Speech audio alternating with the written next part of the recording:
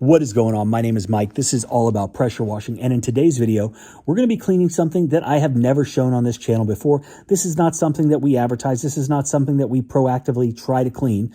But my good friend Baker, who is also the head football coach at my son's high school, texted me the other day, said he was bringing his RV home from the hunting club where it had been all year underneath a gigantic pine tree. And he knew it was going to be pretty bad and pretty dirty and asked if we could wash it off for him.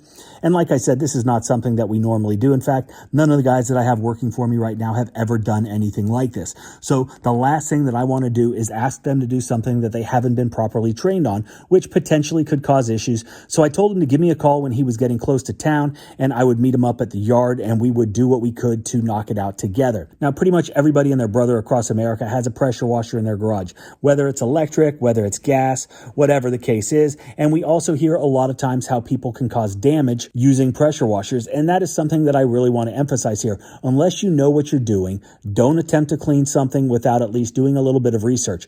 RV owners are like Harley owners or Jeep guys, and they've got a very specific way of doing things. And there are some people that own RVs that would never even think about using a pressure washer. And there are others that swear by it. So I'm not saying this is the best way. I'm not saying this is the only way, but I'm saying this is a way that we went about doing it. And it works. And I talked briefly about education. And if you're watching this and you've got questions about how to wash various surfaces around a residential property, and I'm not talking about RVs right now, obviously, check out How to Wash. It is the complete guide to pressure washing and soft washing, teaches you the chemicals, the equipment, the methods, and all the tips needed for you to hit the ground running and start a successful pressure washing business, cutting the learning curve and setting yourself light years ahead if you were trying to figure it out all on your own. So let's talk about washing this RV.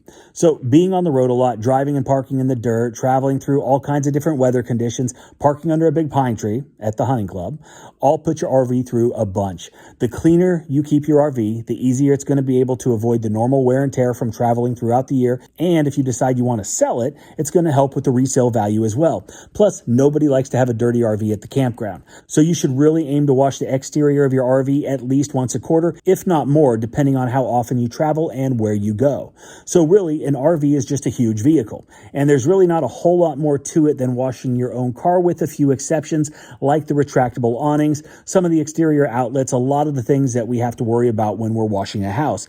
And of course, the roof, which we'll talk about in a second. So if you Google how to clean an RV, you're going to get hit with all kinds of advertisements for all kinds of different products, specialized cleaners found at RV and camping stores and websites. But that is for the guy that is going to do it himself and pay top dollar for some silly brand name bleach and soap in a bottle that you attach to your garden hose.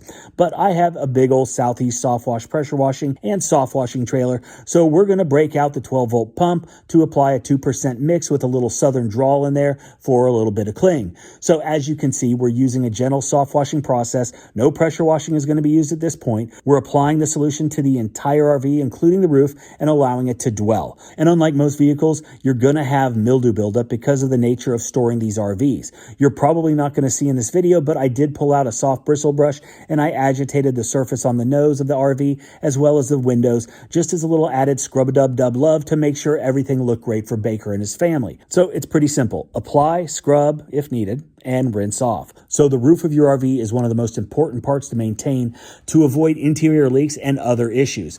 Most newer RVs have membrane roofing, but you still see plenty of metal roofs out there on the road. And if yours is metal, clean it like you would the rest of the RV. Now, a twice yearly cleaning of the membrane roof is usually good enough to keep it in good shape, unless you're like Baker, who keeps it at the hunting club under pine trees. Then it needs a little bit more attention, a little bit more often. So obviously we didn't get on the roof to clean it. We used the soft wash system just to gently apply our detergent, allowing it to do its job, and then rinsing it off. This is also a great time to inspect the roof for any kind of tears, cracks, rips, or other damage.